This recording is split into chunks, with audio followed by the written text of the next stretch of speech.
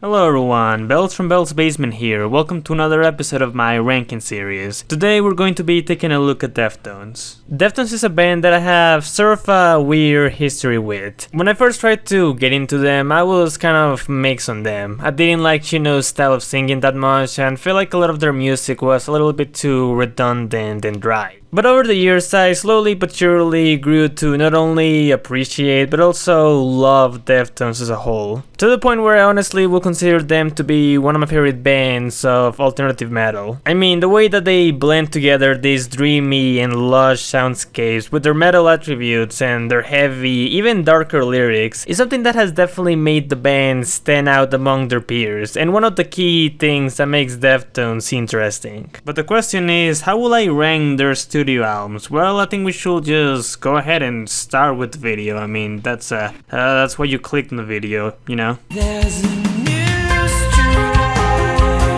Yeah, this is definitely not a surprising pick for the worst Deftones album. Deftones throughout their discography has never made an album that I thought was straight up terrible or even bad, but I still think they have a few noticeably weaker albums in their discography, and Gore is definitely one of them. Gore just feels like a very insignificant album in the band's discography, in the sense that it didn't really feel like it was moving the band to any new or exciting direction, and more than anything just felt like it was trading ground from their past work. Deftones as a whole has always been a band that I praise for being one of the more unique metal bands out there, even back then when I was still struggling to get into them. But with Gore, I feel like the band is not really all that far away from your standard, generic, alternative metal band really. I mean, the album in a way is technically fine. I feel like Deftones have been able to refine and even in a way perfect their sounds, starting with Saturday Night Wrist and onwards. But I also feel like it came to a point where they were playing it a little bit too safe here. At the very least, they were a little bit too comfortable with their sound at this point, if that makes sense. In other words, it's Deftones at their most bland and uninteresting, where a lot of the songs just kind of blend together, then feel like they lack a lot of the edge and bite of the older records. And that can be reflected with the production as well, which I think just sounds very limp. If I were to talk about my favorite things about the album though, I do really like the first track. Yeah, Deftones generally have always been really good when it comes to album openers. And even though the band feels like it's on autopilot here, you could argue that a lot of the band's qualities are still present here to a lesser extent. But yeah, I think Gore is just generally very mediocre.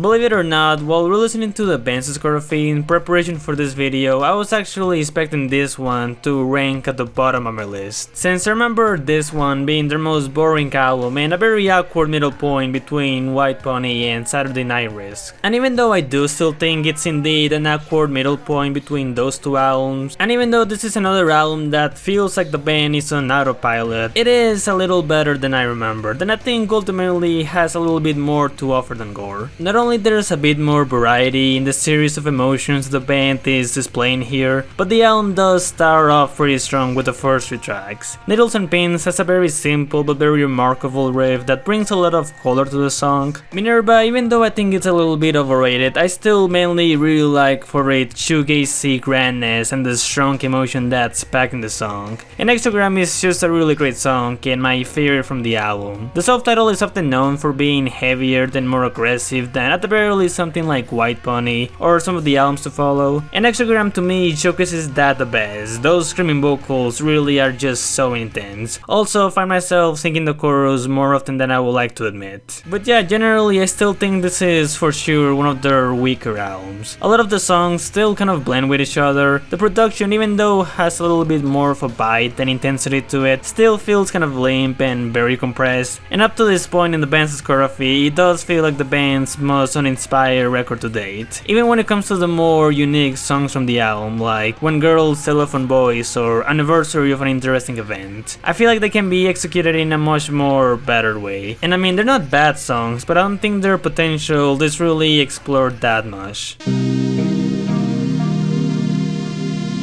The most recent Deftones album at the time of me making this video, and it's alright. This is kind of a weird one for me because on one hand, this is definitely a much more unique album than Gore. It felt like the band knew that they were getting too bland and generic with that album, so they tried to expand and explore several new ideas in the songwriting and even the sound with arms. But on the other hand, I feel like the album is a lot more exciting on paper than on execution. I mean, execution wise it's not bad, they still retain some of the qualities and identity here, but I still feel like the band hasn't really recovered that much from how uninspired and weightless Gore felt. And I even fear that the band is starting to tiptoe retirement status with this album, since I feel like this album would have worked a lot better if it was made in a different time period in their discography. But still, compared to Gore, this does feel like a step in the right direction for the band. And the album does have some really strong moments towards the end of the record. Yeah, this is kind of the opposite case as the self-title, where instead of picking at the very start, it picks at the end with the last 4 tracks. Maybe not headless, but you get what I mean. I don't think those songs are as good as the best songs on the self-title, but they're still really good in my opinion. Also, Terry Day, the producer of the band's first 4 albums, comes back for this one and does prove that the band is still able to work really well with the guy. I mean, I don't think the guy has really lost it. This is a lot better than his work on the self-title, so yeah.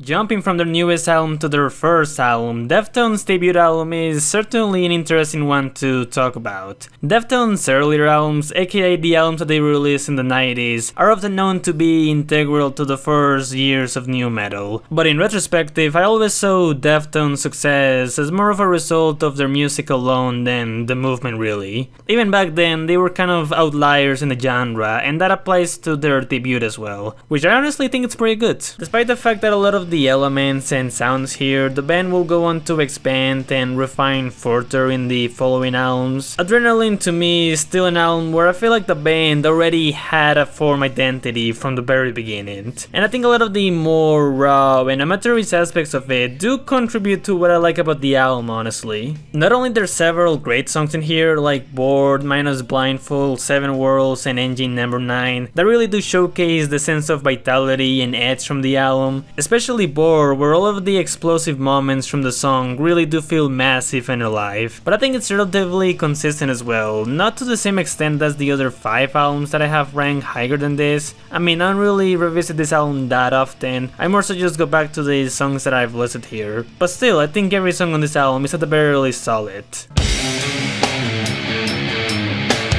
Okay, this is where we start to get to the albums that I think at the very least are great. Around the 4 accomplishes so many things as a follow-up album. Not only does it retain the unique and vital aspects of the debut album, but it definitely expands on them. The soundscapes feel more enriching and punchy, and even when it comes to the high points in the album, they're honestly some of the best in Deftones' discography. Possibly the 90s as well, honestly. You either get songs that are very furious and manic, with sporadic aggressive vocals and enormous riffs, or you can also get songs that focus on these overwhelming ethereal soundscapes that blend perfectly well with the metal sensibilities from the band. Or both, there's a lot of songs that are kind of a mix of both. And even when it comes to consistency, it does manage to retain the consistency of the debut as well. There is a bit of a gap between like the top 3 or 4 of the album compared to the rest, but even the rest of the album is still quite good and does complement well with the other tracks. You could argue that the album does follow a formula a little bit too often, and that some of the songs feel a little bit too homogeneous, maybe, but there's still not a single song here that I think it's boring really. And again, the picks of the album, My Own Summer, Around the 4, Be Quiet and Drive, fucking Be Quiet and Drive, that is easily one of their best songs, and probably the best example of how they blend together these ethereal soundscapes with the intense and overwhelming emotions on display. It's pretty beautiful.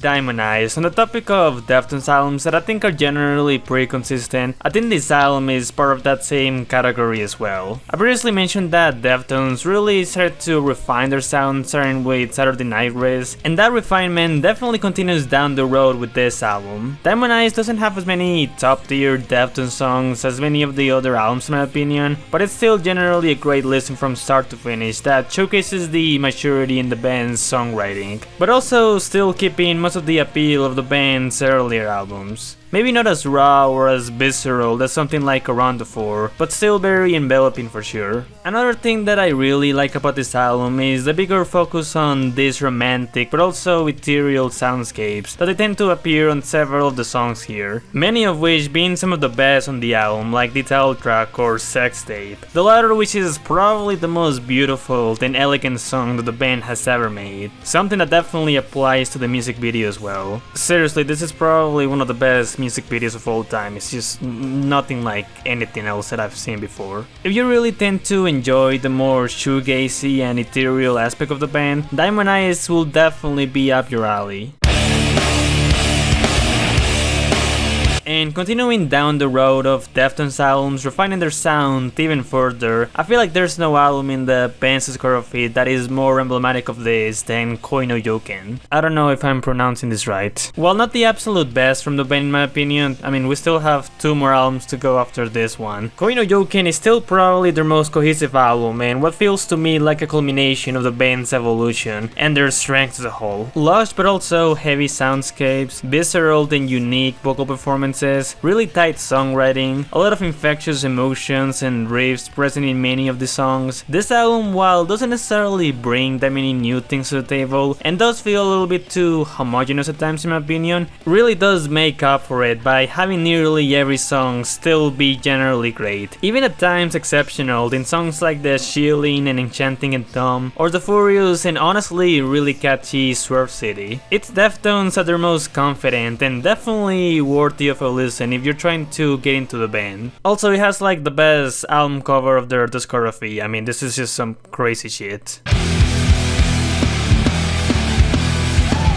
You probably weren't expecting this one to rank so high, did ya? Saturday Night Race as an album might not be as consistent as the previous 3 or even 4 that I've talked about, and yes, that's mainly because of that one infamous song that I'll be talking about later. But regardless, this one has always been in the back of my mind ever since I've heard the album. Saturday Night Risk and what it represents in the band's discography is in a similar position as what Houses of the Holy represents for Led Zeppelin. They're both the most experimental albums in their respective discographies, and they also both have one infamous song that makes me debate whether they really were putting them so high up on my rankings. Again, I'll be talking about that one song later on. But yeah, this album is really great, honestly. More than really any other album that they've ever made, Deftones not only goes out of their way to experiment and explore so many different genres that lean more into atmospheric or even downright soothing sounds, making every song feel very distinct and unique from each other, but they also managed to balance it out with having every song feeling like it belongs in the same album. And the interesting thing about it is that the experimentation on the album is also very reflected on the behind the scenes as well, as this was the first album where Deftones worked with a different producer instead of Terry Date in order to go for a different style and expand their sound in several areas. And I think it worked really well since the production on many of the songs are quite beautiful and definitely an improvement from the much more compressed self-title. So many songs from this album like Circuses, Cherry Ways, and what is honestly my personal favorite Deftones song of all time, Hole in the Earth, feel atmospheric but also really dense and chaotic in their own ways. Almost as if the whole world is spinning around you. It's quite gorgeous. And okay, let's talk about the elephant in the room, Pink Cell Phone. I don't actually hate the song. I mean, I get why people hate this one. The song arguably goes for a little bit too long, and the industrial electronic parts of the song can feel very jarring after every other song by that point. Yeah, I know that I've said that this album was their most experimental, but this still feels very out of place in a way. But here's the thing, I will be fine with the song if it wasn't for the unnecessary monologue at the end. It's just unnecessary, probably don't really need to elaborate further from that. But other than that, I think it's a cool little industrial track. I even really like the female vocals. I mean, I think they're just, I don't know, very sinister. They definitely fit in the track. Saturday Night Race has always just been one of my absolute favorites from the band. It's dense, it's spacey, it's very dreamy-like, and it's an album that I never tend to find dull at any point. It's just a really fascinating and interesting record.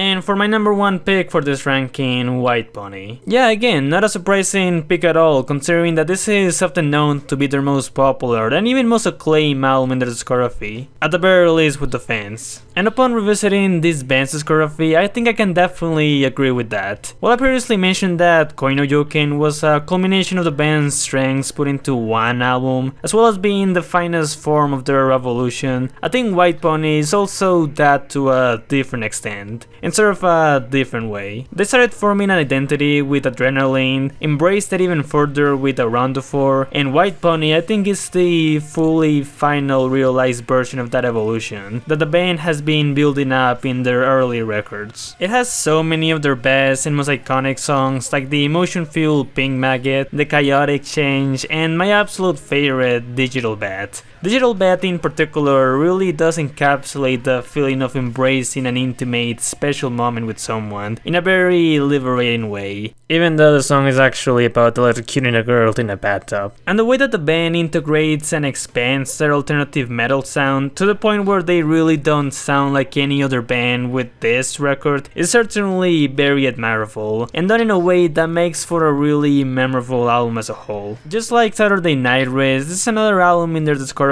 that has a lot of songs that feel a little bit distinct from one another, yet they all feel like they belong in the same album, and many of them having several unique hooks and moments that really do stand out. The chorus to Knife Party, the mystifying riff to RX Queen, the screeching, intense vocals on a light. This album to me just feels like Deftones at their most fresh and enveloping. It's a perfect introduction point for the band, but it's also one that I don't think will ever grow stale, no matter how much I try to familiarize myself with the band. It's just an absolute classic, and in my opinion, one of the absolute best alternative metal albums of all time.